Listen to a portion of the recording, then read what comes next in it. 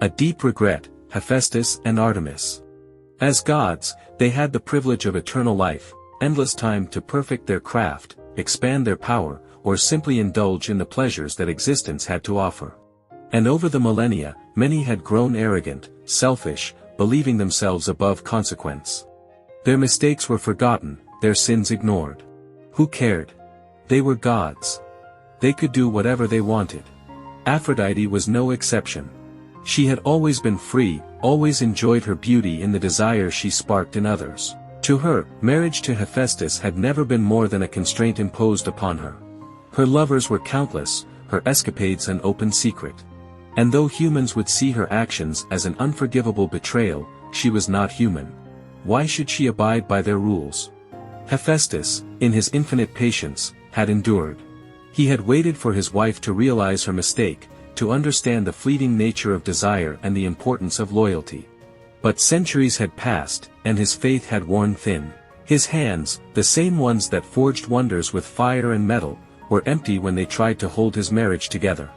He couldn't do it anymore. In his workshop, surrounded by the glow of eternal flames, Hephaestus sighed. He wasn't alone. He had summoned those he trusted most, the few with whom he could speak without ridicule or disdain. Athena sat with perfect posture, her gaze analytical. Hestia, the gentle goddess of the hearth, wore a serene but concerned expression. Apollo, radiant as always, observed his friend with a hint of sympathy. Artemis, arms crossed, looked impatient, while Hebe and Eilithyia watched him with a mix of distress and hope. Hephaestus let out a bitter laugh before speaking. "I'm tired. I've tried, I've waited, I've endured, and nothing changes. She keeps making a mockery of our union like it's some kind of joke. Say what you will, but it's no longer worth the effort." Hebe leaned toward him, her eyes pleading. "But, she's your wife. Maybe if you talked to her, made her understand." Eilithyia nodded quickly. "You can't give up just like that, Hephaestus. Maybe she just needs time. Aphrodite has always been impulsive, but that doesn't mean she can't change." Hestia, her voice soft but firm, added, "The fire of the hearth takes time to ignite, but when it burns, it can last forever. Don't put out the flame too soon." But Hephaestus shook his head, rubbing his forehead in frustration. "Why should I keep trying when she does everything she can to prove she doesn't give a damn about our marriage?" Athena, ever composed, crossed her arms. "Hephaestus is right. We can't change the nature of someone who doesn't want to change. Aphrodite has had centuries to correct her behavior, and she hasn't. There's no reason to think she will now."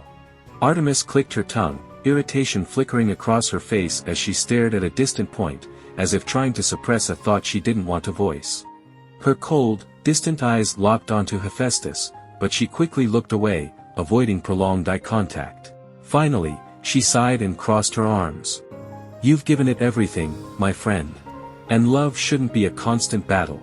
If something hurts this much, maybe it's best to let it go." Her voice was firm, but deep within her words, there was something else, a feeling that no one noticed, except Athena. Apollo, for his part, let out a low chuckle, almost mocking. He leaned back in his seat with a relaxed expression, but there was a glint of seriousness in his gaze. "I never understood why you even bothered to marry her, Hephaestus. It was a bad idea from the start. Love without respect is like a melody without rhythm, it just turns into meaningless noise." His fingers drummed against the table before he added with a half-smile, maintaining his casual tone, "And besides, brother, there are countless goddesses and mortal women who would be honored to share their days with you. Aphrodite may be beautiful, but she's not the only one in this world." Artemis averted her gaze toward her bow, gripping it tighter than necessary. Her lips pressed into a thin line for a brief moment, and her posture visibly tensed at Apollo's words. Athena, ever observant, caught the subtle reaction. Her gray eyes narrowed slightly as she studied her sister with a thoughtful expression. Something about Artemis's insistence, the way she clung to the idea that Hephaestus should let go, made Athena suspicious. Could it be? She didn't want to believe it, but the truth was there, reflected in her sister's eyes. That slight desperation, that flicker of hope that seemed to vanish before anyone could notice. The goddess of wisdom recognized the sign, but chose to stay silent. It wasn't the right moment to confront her. Hephaestus slowly rose to his feet. He ran a hand over his face, as if trying to wipe away the frustration and exhaustion weighing on him. Taking a deep breath, he looked at each of them with a resolute expression. "Thank you, my friends. Now more than ever, I'm certain, ending this relationship is the best decision." Artemis pressed her lips together tightly. A whisper, barely audible, escaped them. "Friends." But only Athena, who stood beside her, heard it. Her gaze became even more analytical, yet once again, she chose to stay silent. The pieces of the puzzle had already fallen into place. Hephaestus bid them farewell with a nod and left the room. His objective was clear in his mind, Aphrodite's temple. He walked with heavy, determined steps through the paths of Olympus, his expression hardening with each step he took. When he reached the temple, he paused for a moment at the entrance. His eyes swept over the structure he had built with his own hands. A majestic temple, each column carved with precision, every relief depicting scenes of love and passion, every detail designed to make her feel at home. To make her feel that this was where she belonged. But now, as he looked at it, all he saw were the shadows of what he had once tried to build with her. Years of deception, of disappointments, of lonely nights while his wife lay in the arms of others. His lips curled into a bitter smirk of disgust. What was meant to be a sanctuary of their love had become a monument to his own suffering. No more. Hephaestus murmured to himself before taking his first step inside the temple, determined to end it all once and for all. The air was thick with incense and expensive perfumes, but it wasn't enough to mask the stench of sweat and recent lust. He walked forward with steady steps, his sandals echoing against the polished marble, his expression unreadable. He wasn't surprised when his eyes landed on the grand marriage bed, the very one he had crafted with his own hands for his wife, the goddess of beauty. There they were. Aphrodite and Ares. His wife lay naked, her golden hair sprawled over the pillow, her body barely concealed beneath the legs of the god of war. The sight would have ignited fury in any other man, but Hephaestus felt nothing but exhaustion.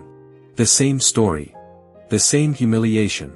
Without wanting to see more, he grabbed one of the folded sheets from a nearby divan and tossed it over their bodies, covering them without aggression. He didn't want a scene. Not yet. Without a word, he turned and settled into a separate room within the temple, waiting for them to wake. The hours crawled by until, finally, he heard the murmurs and soft laughter from the main chamber. Aphrodite sighed with a lazy smile. "That was wonderful, as always, Ares." "I knew you'd enjoy it," the war god replied smugly. "You always say no one satisfies you like I do."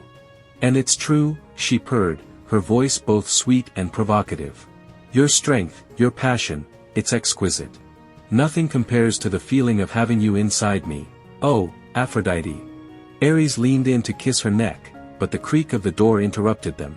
Aphrodite exhaled in mild annoyance as she saw her husband standing in the doorway, arms crossed over his chest. Ares, on the other hand, smirked, making no effort to cover himself properly. "Well, look who's here," the god of war mocked. "I expected you to take a little longer, brother." Hephaestus didn't react to the provocation. His gaze remained fixed on Aphrodite, who rolled her eyes in irritation. "Hephaestus, if you came here to complain about my infidelity again, spare me," she said, stretching lazily across the bed. "You know I don't love you, so it doesn't count as cheating." Ares let out a boisterous laugh. "Come on, brother, I just borrowed her for a bit," he grinned shamelessly. "You get her all day, unless, of course, she prefers otherwise." Aphrodite didn't bother correcting him. She merely gazed at Hephaestus with an unreadable expression. Hephaestus didn't laugh. He didn't feel jealousy or rage, only a deep, bone-weary exhaustion. He wondered when his marriage had become such a farce. He would never understand why he had ever believed that she, the goddess of love and beauty, would change. "Aphrodite," he said firmly, ignoring Ares entirely. "I need to speak with you alone." Ares chuckled as he rose from the bed, his muscular body still marked with traces of their recent encounter. He strolled leisurely across the room, picking up his tunic and armor with a mocking grin. "What's the point of talking? Nothing will change, brother." His smile was cruel as he draped the tunic over his shoulders. "Aphrodite will never love you. She never did. You were just a convenient distraction, a joke to Olympus.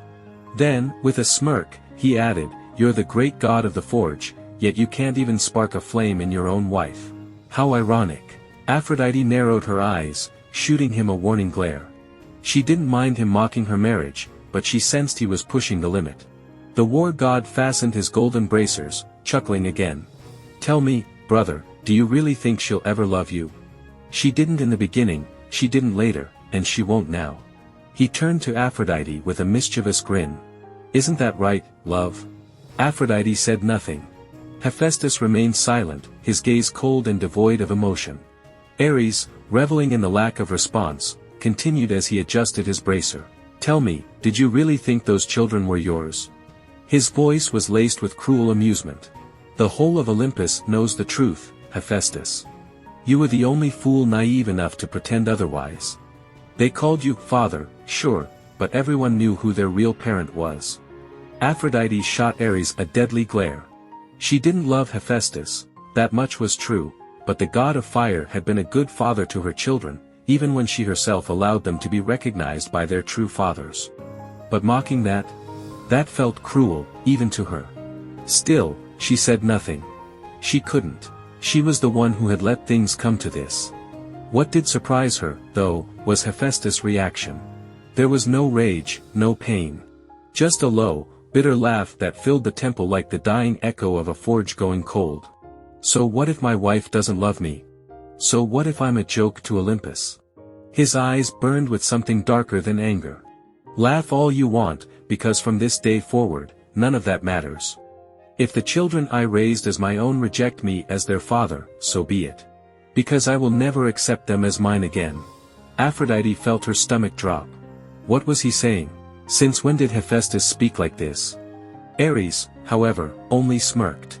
He stepped toward the bed and, right in front of Hephaestus, leaned down and kissed Aphrodite shamelessly, a slow, deep kiss, as if claiming her once again. Then, with one last mocking glance at his brother, he left the temple without another word. Aphrodite remained silent, her eyes locked onto Hephaestus. Something inside her, something she couldn't quite name, made her skin prickle. It wasn't fear, was it?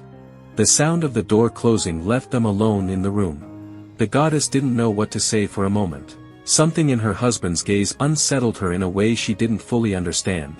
Would you really turn your back on the children you raised as your own? Her voice, though steady, carried a hint of disbelief. Hephaestus crossed his arms, unmoving, as unyielding as tempered steel. Don't pretend to be offended. Most of them left with their fathers without even looking back. Why should I welcome with open arms those who turned their backs on me? Aphrodite pressed her lips together. Hephaestus, you were the one who taught them to fight. Deimos and Phobos would have never wielded a sword with such skill if not for you. Hephaestus remained unfazed. And yet, they ran to Ares the moment they could. As if I had never existed. She tried another approach. You taught Eros to shoot his first bow. I remember how proud you were when he landed his first shot. And now he's his mother's devoted servant, without a single word for his father. Aphrodite frowned. Harmonia only learned music and dance because you had the patience to teach her. It took years, Hephaestus. Can you really throw all of that away so easily? Hephaestus let out a cold laugh. They made their choice long ago about who to call father. To me, they could die tomorrow, and I wouldn't so much as blink. Aphrodite felt a lump rise in her throat. For the first time in a long while, his words actually hurt. You can't be serious. He looked at her, and for just a moment, she thought she saw a flicker of what once existed between them. But just as quickly as it appeared, it vanished. Hephaestus gave her a smile devoid of warmth. Believe me, I am. For the first time in her immortal life, Aphrodite felt fear. But not for what Hephaestus might do, rather, for what he no longer felt. She reached for her ring, turning it between her fingers in thought, feeling the weight of centuries pressing against her skin. When she tried to remove it, a grimace crossed her face. The ring was bound to her very being, clinging to her flesh like a parasite. Her eyes widened in shock. What do you think you're doing? Ending this farce? Hephaestus' voice was steady, unshaken. You said it yourself, you don't love me, and you never will. With a sharp grunt of pain, He tore the ring from his finger, the metal biting into his flesh, leaving a raw wound behind. The once sacred band, now stained with his blood, fell to the floor with a hollow clang. Aphrodite stared at him in horror. "You're being irrational. Even if you take off the ring, we are still married. That's something you cannot change." Hephaestus laughed, a cold, humorless sound that sent a chill down her spine. It was almost amusing how, after everything, this was the moment she chose to fear their separation. "Have you forgotten who I am?"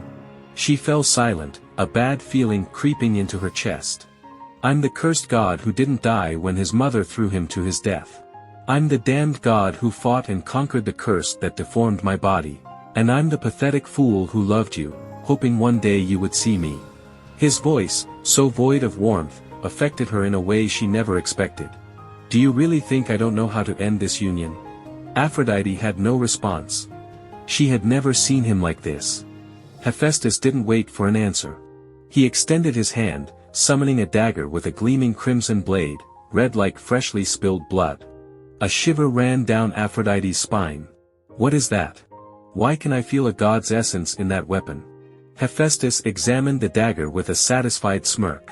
"Let's just say Parvati owed me a favor in exchange for another. But that's none of your concern." He infused the blade with his divine essence, his presence swelling within the room like a roaring forge. "By the authority of the goddess Parvati, from this day until the end of existence, I sever our marital bond." With a swift, deliberate motion, he slashed the air. To mortal eyes, it would have seemed like a meaningless gesture. But to the gods, the red thread of fate that bound them together became visible for a fleeting moment, before it was mercilessly cut. Aphrodite gasped. She felt something being ripped away from her. Her gaze dropped to her hand, where the ring Hephaestus had crafted for her, a jewel of unparalleled beauty, once gleamed. And to her horror, its luster faded, the divine energy within it vanishing like a dying ember. Then, as if it had lost its very purpose, the ring slipped effortlessly from her finger, falling to the ground with a soft, final chime. But Hephaestus wasn't done. He would not leave the job unfinished. His aura flared, engulfing him in an incandescent glow. Then, with a single thought, his voice echoed across Olympus, resonating in the minds of gods and goddesses alike. "From this day forward, I renounce Aphrodite. Do with her as you please, I will never again care about anything concerning her." He exhaled, his shoulders relaxing as if a great weight had been lifted. Without another word, without even sparing her a final glance, he turned and walked away. He didn't see the shock on Aphrodite's face. He didn't see the way her lips trembled or how, instinctively, her hand reached out for him. He didn't see how, when he left the temple, she was left alone, utterly and completely alone, as the weight of his decision crashed down upon her like a curse. She bit her lip, an unfamiliar sting burning in her eyes. When a single tear slid down her cheek, she quickly wiped it away with the back of her hand. "TCH, as if I ever cared about you," she whispered. But her expression said otherwise. As Hephaestus walked back to his temple, he could hear the murmurs of several minor gods. Some whispered in disbelief about what they had just witnessed. "Did he really end things with the most beautiful goddess?" one asked, astonished. "I can't believe it. I thought he'd put up with her forever." Others, like Hermes and Dionysus, chuckled to themselves, making snide remarks. "He probably left her because she never gave herself to him in bed." To Hephaestus, it was all just meaningless noise. When he arrived at his temple, a familiar figure was waiting at the entrance. Artemis stood there, watching him with an amused smile. "You sure know how to make a statement." Hephaestus shrugged, as if it was nothing. "Trust me, I had something far worse in mind than that time I caught them in my net and exposed them in the middle of Olympus when I discovered their first betrayal." A subtle shiver ran down the goddess's spine, but her smile didn't waver. If it had been any other woman, she might have come to her defense, but this was Aphrodite. She couldn't help but speak her mind. Honestly, she deserved it. After everything she put you through, after humiliating you for years. If I were in your place, I would have been even crueler. Hephaestus chuckled, amused by the fact that Artemis, the goddess who championed women and held most men in contempt, was on his side. "Heh. Putting all the drama aside, do you want to come in? I was just about to cook something." Artemis was about to decline, but at that very moment, her stomach growled loudly. A faint blush crept onto her cheeks as she crossed her arms in defiance. Gods didn't need to eat, but they certainly enjoyed the pleasure of food, and she couldn't deny that Hephaestus' cooking was exceptional. Still, she wouldn't give in that easily. Ahem. Well, since you insist, I suppose it would be rude to refuse your invitation. They both stepped inside, and as always, Artemis couldn't help but admire the temple's design. It was a flawless fusion of the ancient and the modern. Relics of legendary warriors adorned the walls, while strategically placed LED lights and glass panels gave the space a futuristic feel without overshadowing its ancestral essence. Every corner told a story, a testament to Hephaestus' unmatched talent in both creation and innovation. When they reached the kitchen, Artemis curiously observed her host's cooking tools. Hephaestus wasn't just the god of the forge, he was a master in the culinary arts as well, and in her eyes, that definitely added to his appeal as a potential partner. She quickly shook her head, feeling warmth creep up her cheeks. Get a grip, Artemis. You're the goddess of purity. Keep your composure. To clear her mind, she dropped into one of the chairs, watching in fascination as Hephaestus moved with effortless precision, preparing the meal with a skill that rivaled even the finest mortal chefs. I've always been fascinated by the way you cook. I usually do everything the old-fashioned way, over a fire, with whatever I can find. Hephaestus smiled, not looking away from his work. That's because you've always lived in the wild. But here, in my temple, food is an art. When the food was ready, Hephaestus served Artemis a generous plate. She eyed it cautiously at first, but the moment she took her first bite, her eyes lit up. By the gods, this is incredible. What followed was a sight few would have ever imagined. The proud and dignified Artemis abandoned all sense of decorum, eating with her hands, tearing into the meat and devouring the bread as if she were a huntress after a long day of chasing prey. Hephaestus watched her with an amused smirk. He was one of the few who had ever seen this wilder side of the goddess. You know, it's almost terrifying watching you eat. Do you always eat like this when no one's looking? Artemis paused mid-bite, cheeks full, and shot him a deadly glare before swallowing. Shut up. It's not my fault you cook this well. Hephaestus let out a hearty laugh and handed her a cloth to wipe her hands. Don't worry, I won't say a word. It'll be our little secret. Artemis held his gaze for a moment before breaking into genuine laughter. I really enjoy spending time with you. Her smile was real, unguarded. And to Hephaestus, she looked truly beautiful in that moment. There was something about sharing a meal like this, without pressure, without vanity, that made her feel at peace.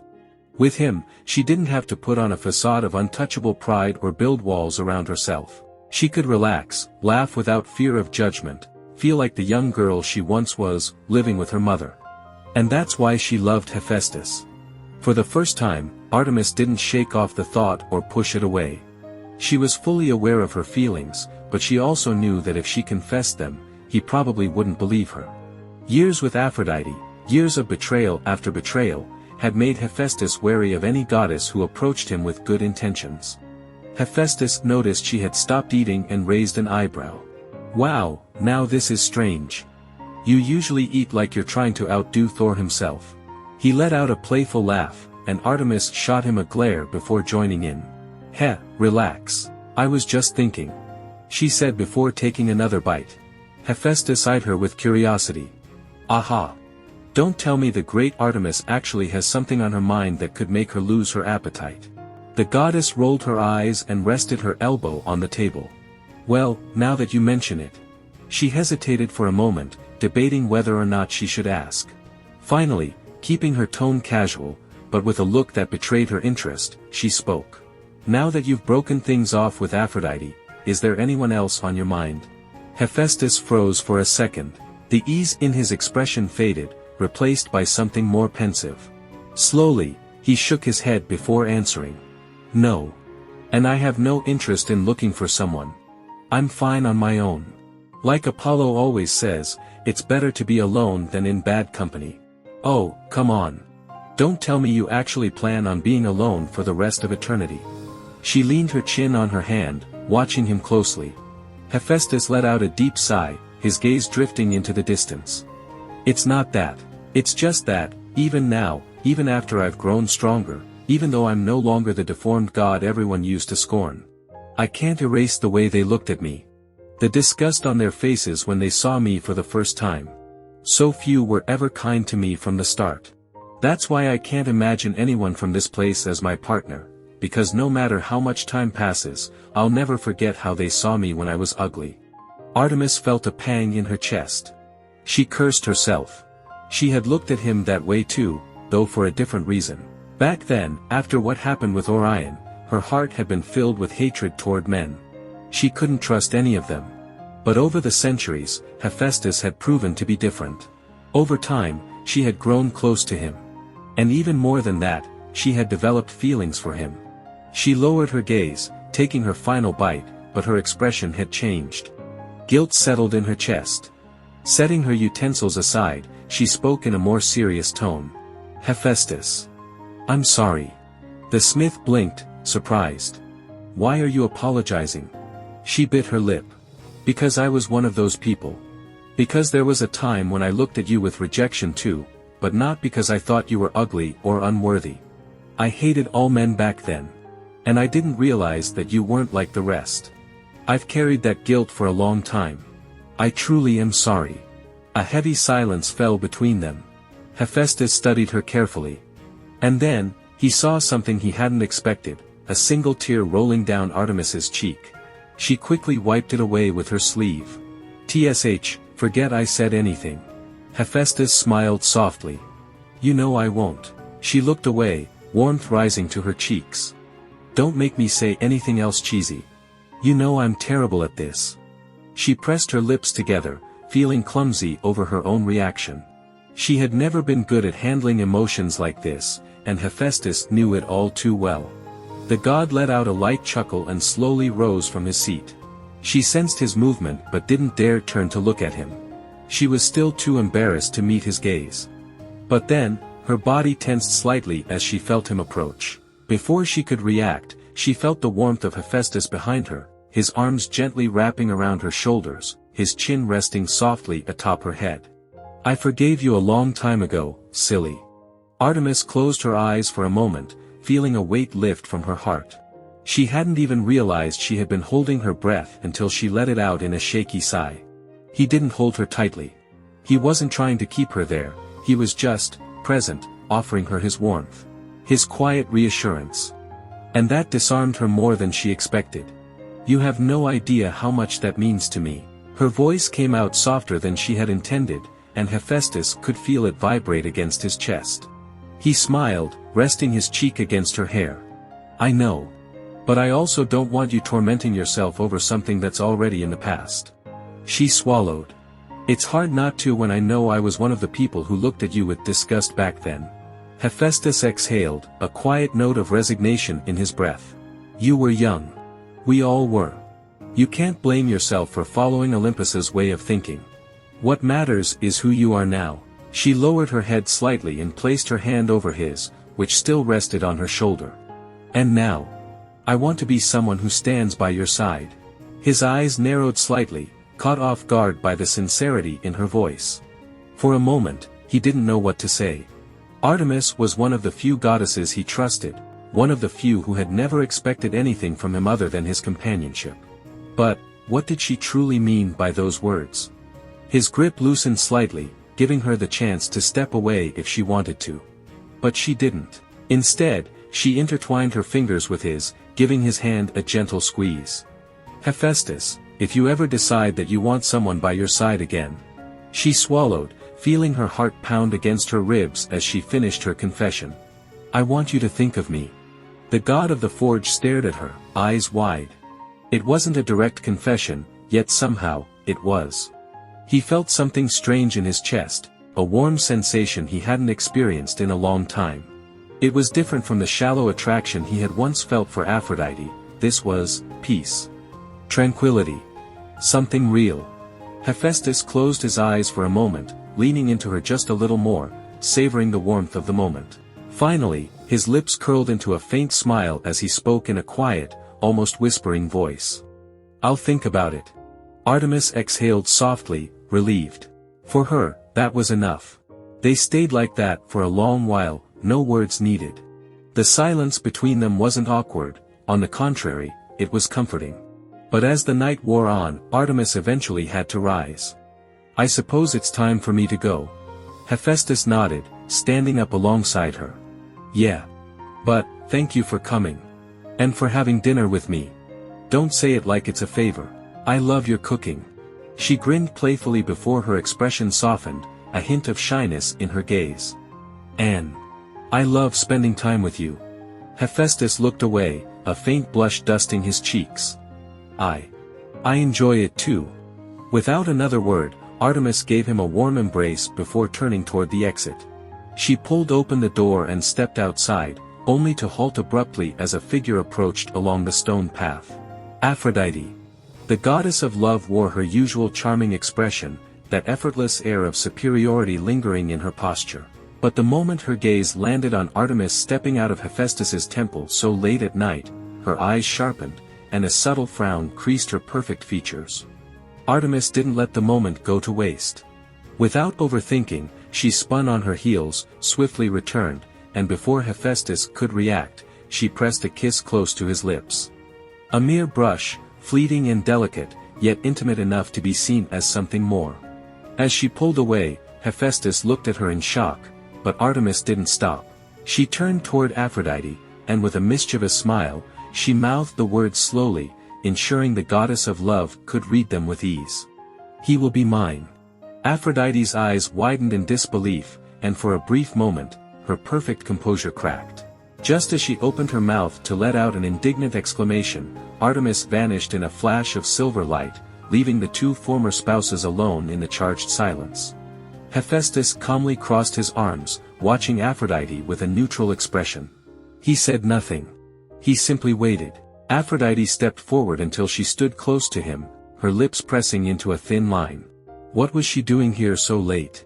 Her tone, sharper than usual, betrayed her discomfort. Hephaestus raised an eyebrow. "That's none of your business. Since when are you and Artemis?" "Since you stopped being my wife." His response was blunt, devoid of emotion. Aphrodite clicked her tongue, crossing her arms. "You don't have to be so harsh. I didn't come here to fight, her gaze flickered downward, as if searching for the right words. "I was just surprised." Hephaestus let out a humorless chuckle. "Surprised? Why? Because someone actually wants me? Because I didn't waste eternity crying over you like you expected?" Aphrodite clenched her fists but didn't reply immediately. Hephaestus shook his head, sighing. "If you came here just to question me, don't bother. What I do or don't do is no longer your concern." The goddess of love stared at him, frustration clear in her features, but there was something else too. A flicker of something Hephaestus couldn't quite decipher. But he didn't care to figure it out. Not anymore. He turned away, ready to step back into his temple, leaving her standing there. Aphrodite pressed her lips together, wanting to say something more, but the words wouldn't come. Her pride wouldn't let her admit it, but something twisted inside her. Something that felt uncomfortably close to regret, though she refused to call it that. Finally, she scoffed and lifted her chin with disdain. "I, Aphrodite, do not beg for attention, least of all yours, do you hear me, Hephaestus?" The god of the forge didn't even spare her a glance. He simply shook his head and sighed. "Who could ever understand you, woman?" He rubbed his temple, exhausted, and finally stepped inside his temple, shutting the doors behind him.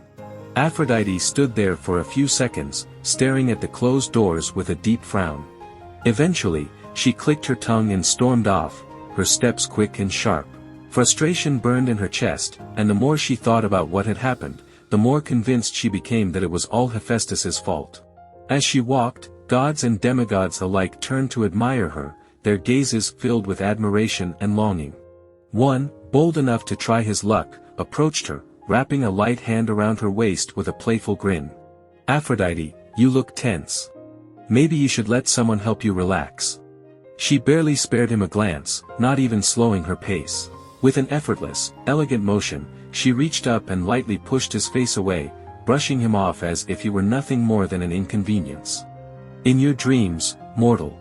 The god stood there, stunned by the coldness of her rejection, while she continued on as if he had never existed. By the time she reached her temple, she found Ares waiting for her, a smug smirk on his face. "Tell me, how's my pathetic excuse of a brother? Did he grovel at your feet and beg you to take him back?" Aphrodite crossed her arms and clicked her tongue in irritation. "That idiot isn't even bothered, so I won't waste my time on him." Ares frowned. That wasn't the reaction he had expected. One of the things he enjoyed most about being with Aphrodite was mocking Hephaestus, but this situation wasn't fun anymore. To shift the mood, Aphrodite stepped closer, trailing her hands down his chest with a playful smile. "Let's not talk about that, I'm sure we can find far more interesting ways to spend our time together." Ares nodded, but his interest was noticeably lacking. He let her flirt, let her stroke his ego, but before long, he grew bored. Finally, without much fanfare, he simply grabbed her by the waist and pulled her toward the bedroom. Aphrodite huffed in mild protest, but in the end, she just sighed in resignation. "Maybe a little action will do me some good." The night passed in heated passion, but by morning, when Aphrodite tried to strike up a conversation, Ares was already losing interest. "Tell me, love. Now that I don't have to deal with Hephaestus anymore, what's next for us? We could travel, enjoy Olympus however we please." Ares yawned and stretched, making it clear he had no intention of discussing anything further. "We'll see. I have things to take care of." He got up swiftly and began dressing. Aphrodite felt a twinge of irritation. Something in his tone didn't sit right with her.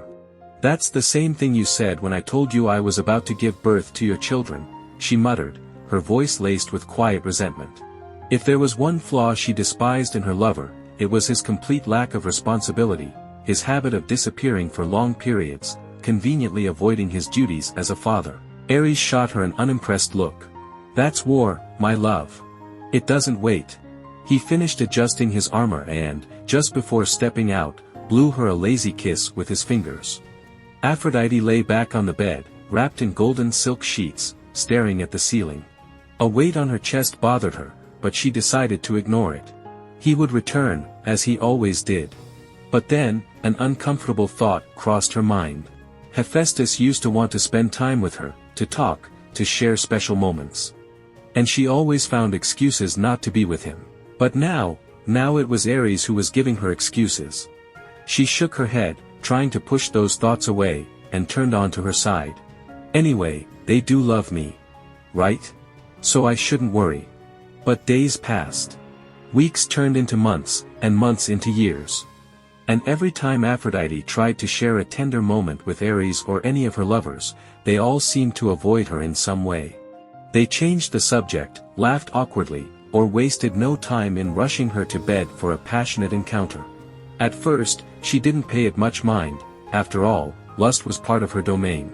But over time, she realized something. No one looked at her with real warmth. They enjoyed her body, adored her as a goddess, but no one stayed just to be by her side. No one wanted to share sweet words, trivial conversations, or simply be with her without any other intention.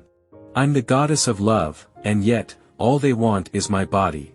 The thought disgusted her more than she expected. Trying to shake off that feeling of emptiness, she decided to visit her closest daughter, Harmony. Though she got along with all her children, she noticed she had been spending less and less time with her lately. It had been months since she'd last seen her, and though she had never been a devoted mother, in that moment, she felt the need to be with the one who didn't ask anything of her in return. When she arrived at her daughter's small temple and crossed the threshold, a sound stopped her in her tracks. A melancholic melody floated in the air, enveloping every corner of the space with a palpable sadness. Aphrodite frowned and moved forward slowly, feeling her chest tighten with each step. Something about the music felt heartbreaking, as if it were touching a wound she didn't even know she had. In the main hall, she found a scene that left her speechless. Harmony danced with flawless grace while playing a violin with her eyes closed. Her movements were fluid, but there was a weight to them, a sorrow that hung over every note.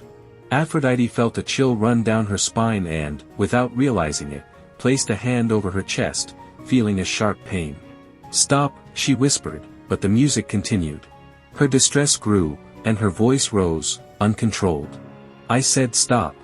The violin fell silent, and Harmony stood still.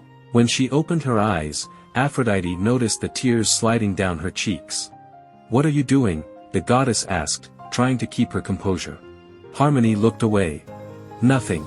Aphrodite furrowed her brow. "Harmony, tell me." The young woman pressed her lips together, as if holding back an avalanche of emotions. But finally, her voice cracked. "It's about father. He doesn't love me anymore." Aphrodite blinked, confused. "Ares? Don't be ridiculous, he loves all his children."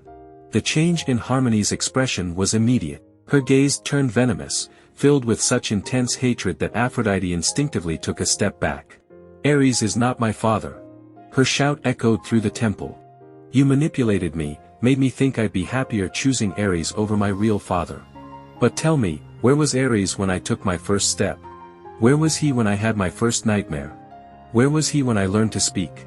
Aphrodite opened her mouth, but no words came out. Harmony stepped forward, chin raised, her eyes blazing with fury. "Do you know where he was? He was with you or some other whore. Meanwhile, Hephaestus was the only one who was there for me. He raised me, protected me, loved me without asking for anything in return. And for following your whims, for listening to you, I lost him. I lost him forever. So, from the bottom of my heart, I hope that you and Ares live in eternal misery for making me lose the only father I ever had." Before she knew it, Aphrodite had raised her hand. The sound of the slap echoed in the room. Harmony fell to the floor, her cheek burning red. But she didn't cry. Instead, she let out a bitter laugh, full of contempt. "You don't know how much I hate looking like you. And that bastard." The pain in her voice cut through Aphrodite more than any insult. She wanted to help her up, but the look in her daughter's eyes stopped her cold. It was filled with contempt, a sadness she could no longer hide. "Leave." Aphrodite opened and closed her mouth, a tremor running through her body.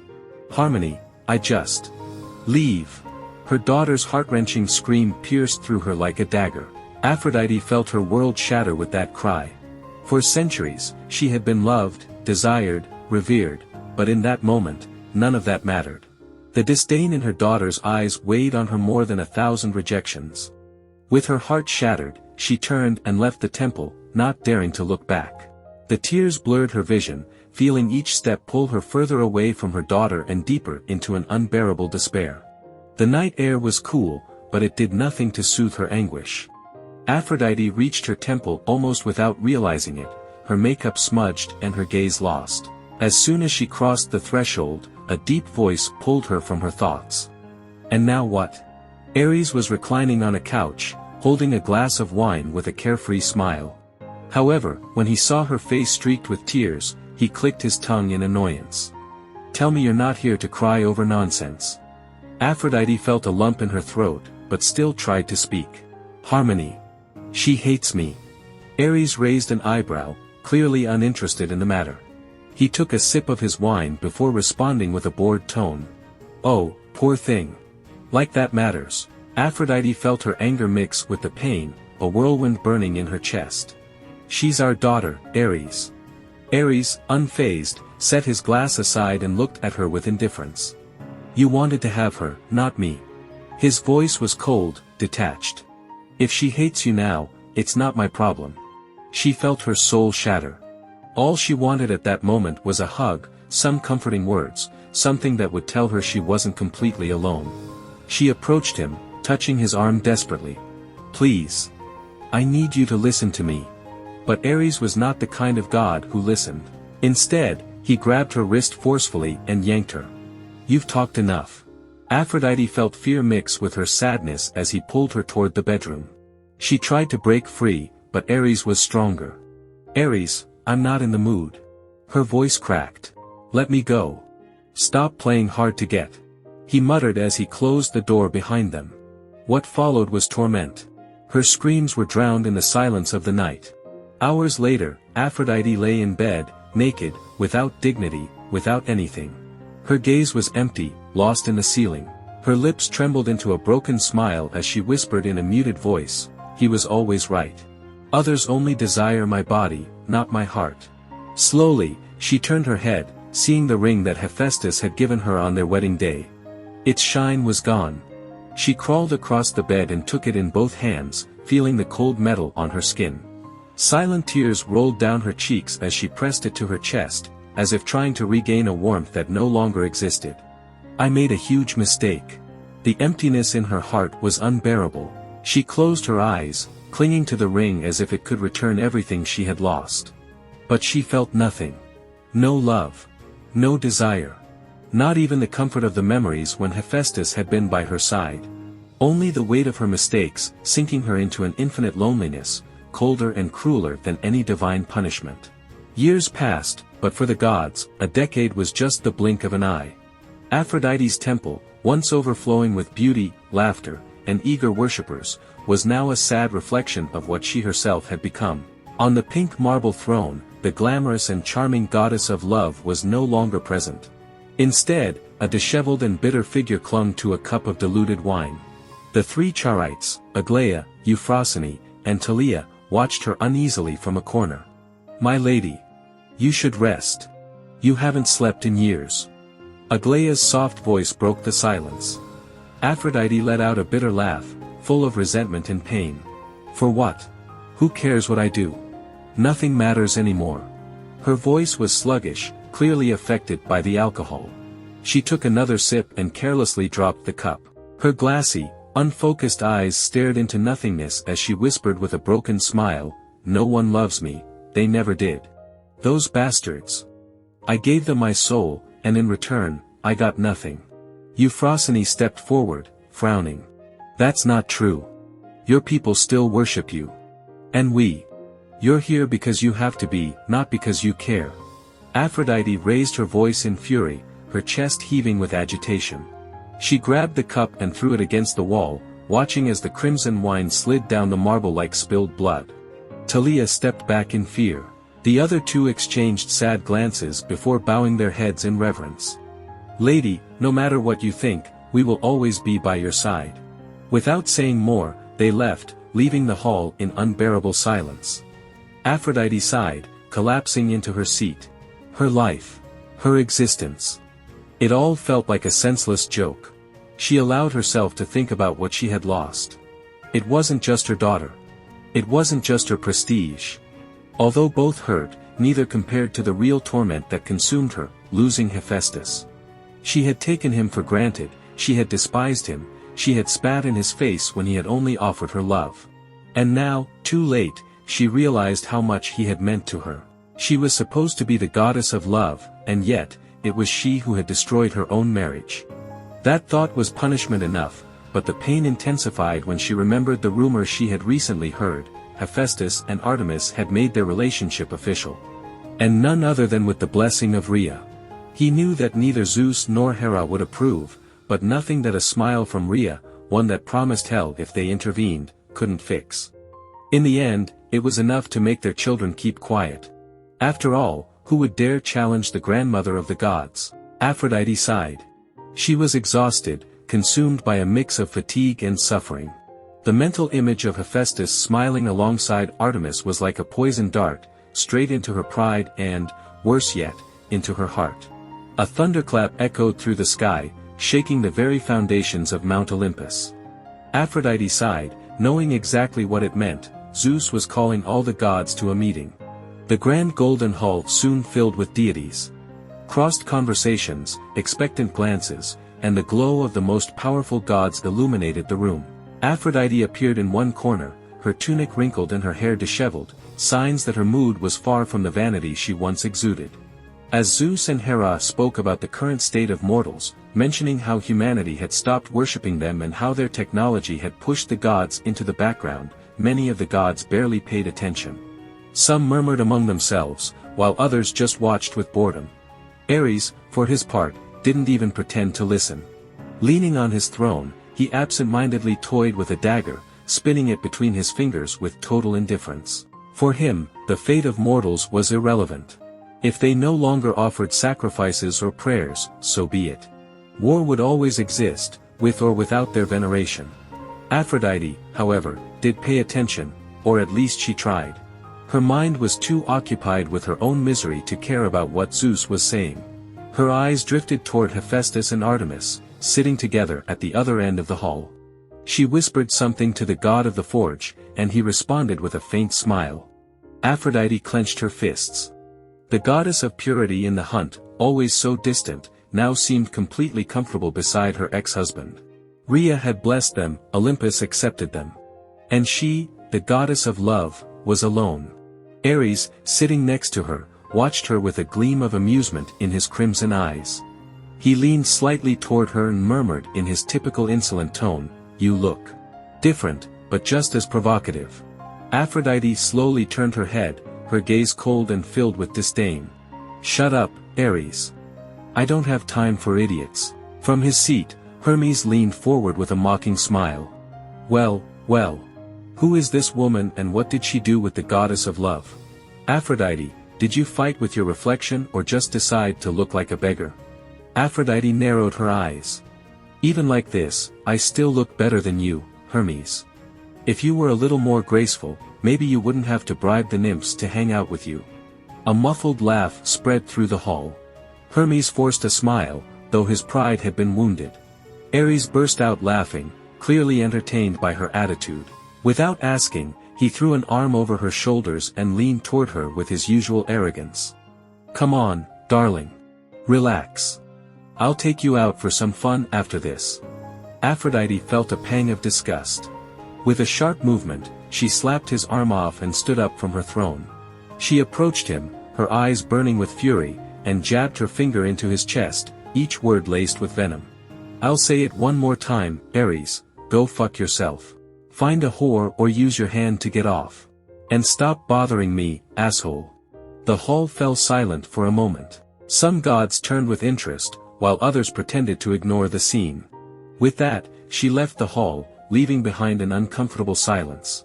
From her place, Athena watched everything closely.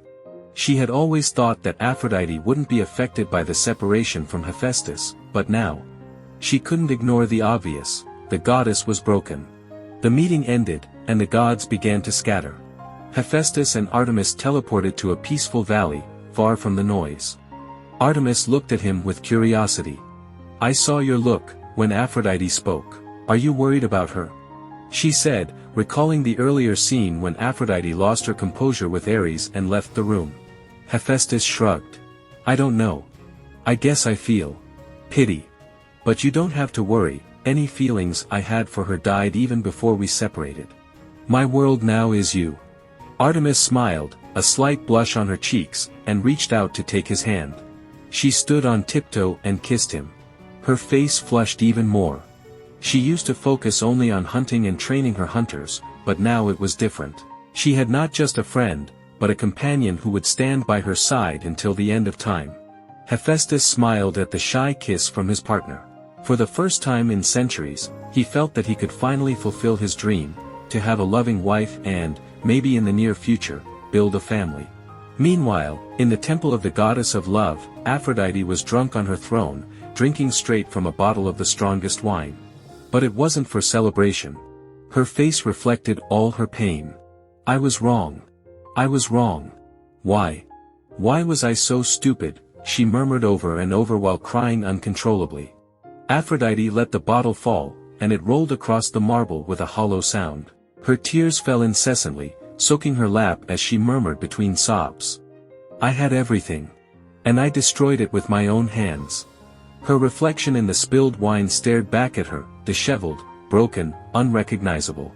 The goddess of love, the one who once embodied desire and beauty, was now nothing more than a shadow of what she had been. In the distance, the laughter of the Graces echoed through the halls, but none dared to enter. They all knew that their lady didn't want company, just the comfort of her own misery. She clenched her fists in rage. "He should have begged me. He should have stayed. He was mine. How dare he be happy without me?" But even as she said it, she knew it was a lie. Hephaestus never belonged to her. He had only been a man who loved her with all his heart. And she, believing herself untouchable, had scorned him until it was too late.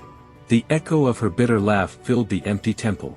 Meanwhile, in a far corner of the world, Hephaestus and Artemis embraced under a starry sky. They weren't thinking about the past or old wounds, just about the future they were building together. And Aphrodite, the goddess of love, remained alone in the darkness. She could never repair her relationship with her daughter, Harmonia. She could never regain Hephaestus' love. And to make matters worse, he now had twins with Artemis, the goddess of the hunt. Dark thoughts crossed her mind. Cruel, vile ideas whispered revenge to her. For a moment, she considered harming those babies. Why them and not her? Why could Hephaestus have a new family while she had lost everything? But it only took a second to regain her sanity. If she did that, there would be no turning back. Nothing would remain of what had once been. So she resigned herself. Without love. Without affection. Without company. She had brought it all upon herself. She lay down on her bed, staring at the golden ceiling of her temple. Her reflection in the mirrors returned the gaze of a woman she no longer recognized. Her voice barely sounded as a whisper. If you have someone you love, cherish them. Show them how much you love them. She smiled, but her smile was broken. She didn't know why she said it. Maybe it was a message for her past self. Maybe for some mortal who could hear her lament. She closed her eyes, and with all her being, she wished she would never wake up again. I love you. Those were her last words before her body began to glow with a faint pink light. Her essence, her existence, faded into tiny particles, floating in the air like petals carried by the wind. Aphrodite, the goddess of love, disappeared. Because without love, her existence had no meaning. The end of the story. Before finishing the video, remember that videos in English will have this logo in the corner, so you'll know the theory is in English. I have several theories to translate, so support this video to keep translating the rest. On the right side, the last translated theory will be appearing.